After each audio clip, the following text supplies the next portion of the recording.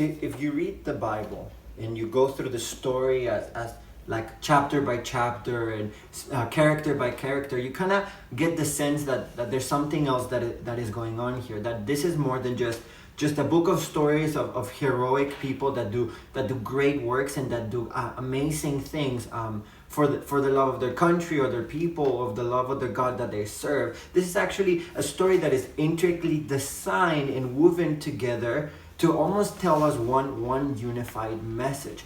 Even though it's many characters and many people throughout centuries and throughout so many different places and times, it seems like there's just one unified message.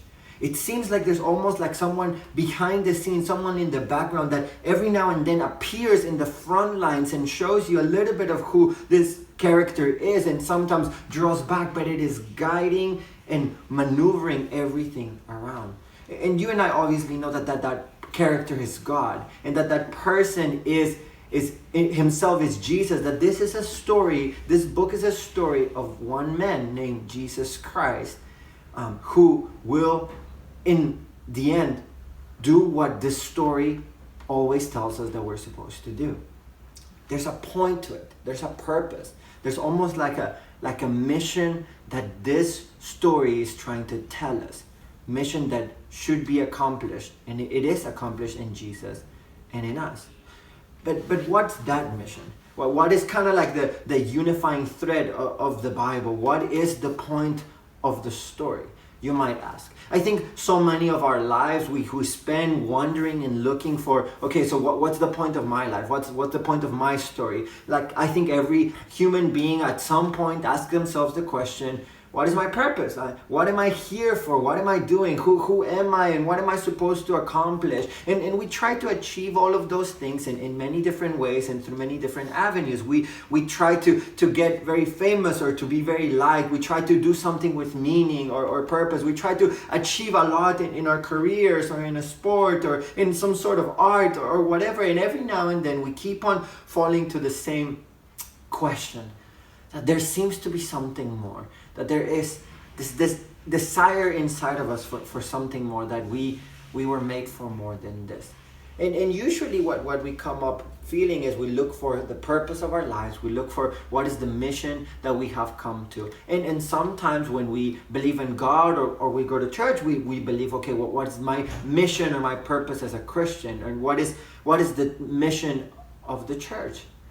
But you know what? When I read the story of this book, it kind of seems to be the other way around.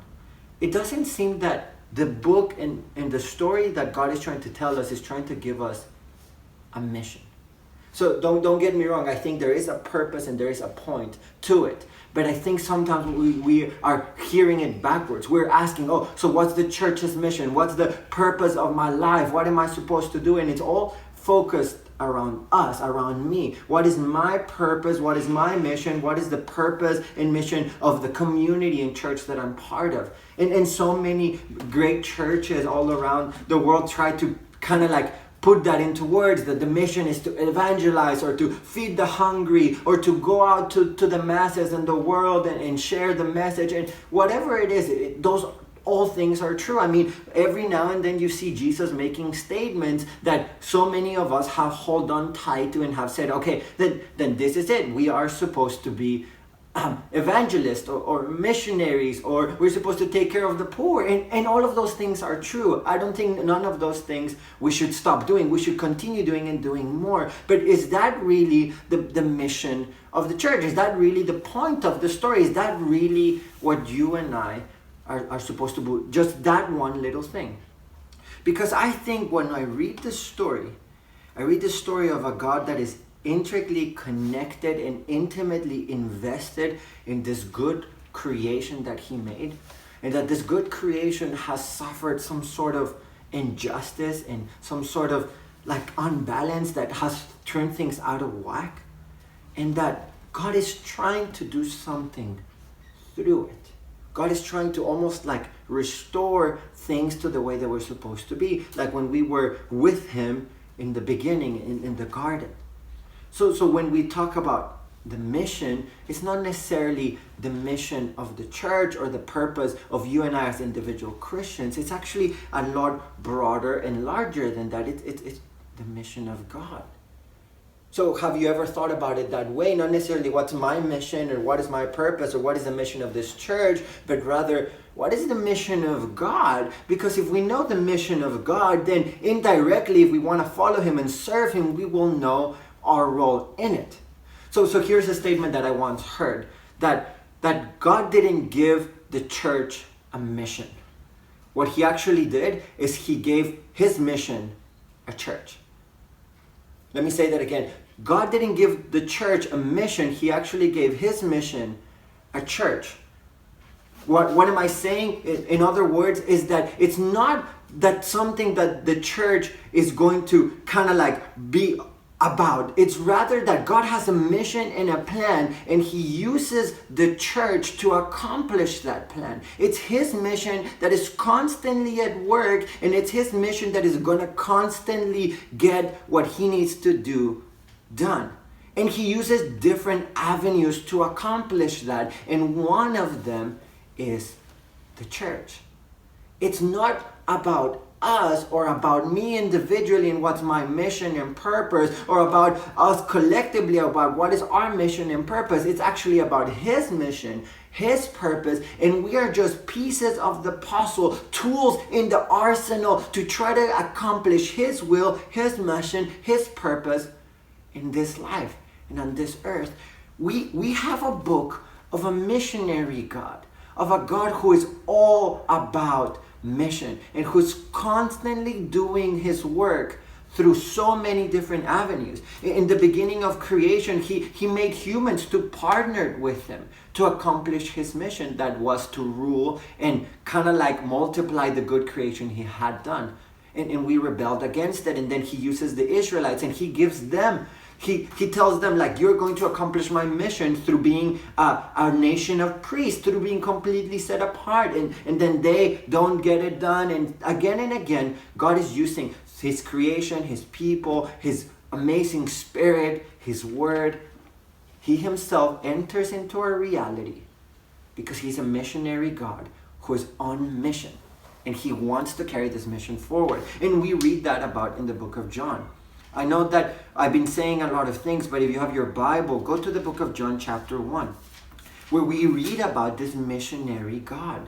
This God who is on mission and who's always doing something about it. I mean, later in the book of John, Jesus says that God never stops working, so He will never stop working either. He will continuously fulfill the mission of God. But if you read in John chapter 1, it talks about how Jesus entered this world. And I'm going to read from verse 10. He was in the world, and the world was made through Him, but the world did not know Him. He came to His own, but His own did not receive Him. But whoever did receive Him, those trusting in His name, to these He gave the right to become the children of God. They were born not of a bloodline, not of human desire, not of man's will, but of God. And the Word became flesh and tabernacled among us. We looked upon His glory, the glory of the one and only from the Father, full of grace and truth. God is so committed to fulfilling His mission that He enters Himself into the story, no longer as behind of the scenes, but as kind of taking the primary role He always was supposed to take. And He takes and enters into the scene, and the Bible says He tabernacles among us. He dwells among us. He moves into our reality and into our spaces because He wants to finish His mission. And then later on, Jesus makes His disciples, and these disciples carry on the message. And one of those disciples that carry on the message writes this letter to the church in Ephesus. It says in Ephesians chapter 3, verse 10, the purpose is that through Messiah's community, the multifaceted wisdom of God might be made known to the rulers and authorities in the heavenly places. The purpose, the point, the mission is that God will reveal who He is and what He's all about through this new community.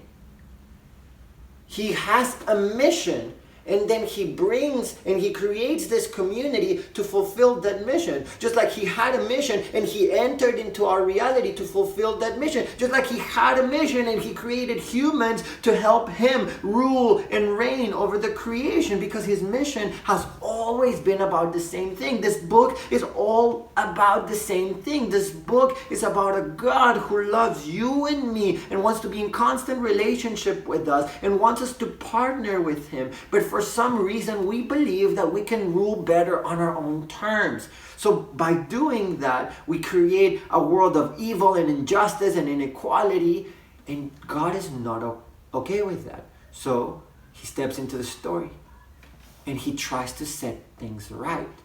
When you think about this word justice, well, what comes to your mind? Does it come to your mind that evil people should get what they want? Well, that's not the way that the Bible describes it. The Bible uses the word mishpah in Hebrew, that it talks about things being restored to the way that they should have been. So if somebody's house was broken down, instead of punishing the one that broke it, what God is trying to do is build that house back to the way it was. So instead of God wanting to punish us for breaking this good world that he made, he actually is so committed to putting it back together, to restoring it to the way it was always supposed to be, to bringing it all the way, to set things right again.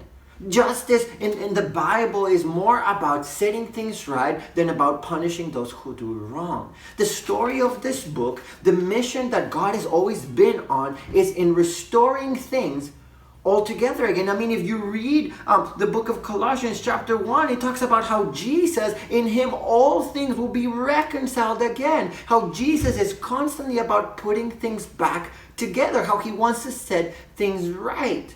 And you and I are now part of that story, not because we are the center of the story and we have a point or a mission, but rather because there's a point and a mission that God is already in, and God is already all about, and he's trying to tell us, do you want to participate in it? It's not about you. It's about the restoration of all creation. It's about the restoration of God's good world. It's about the restoration of our lives. Do you want to be a part of it? And if you do, he calls you to be part of his community. He calls you and I to be his followers. And by being his followers, we now adopt his mission. We now follow his purpose. We now have his identity. So, how do we do this in a day-to-day world?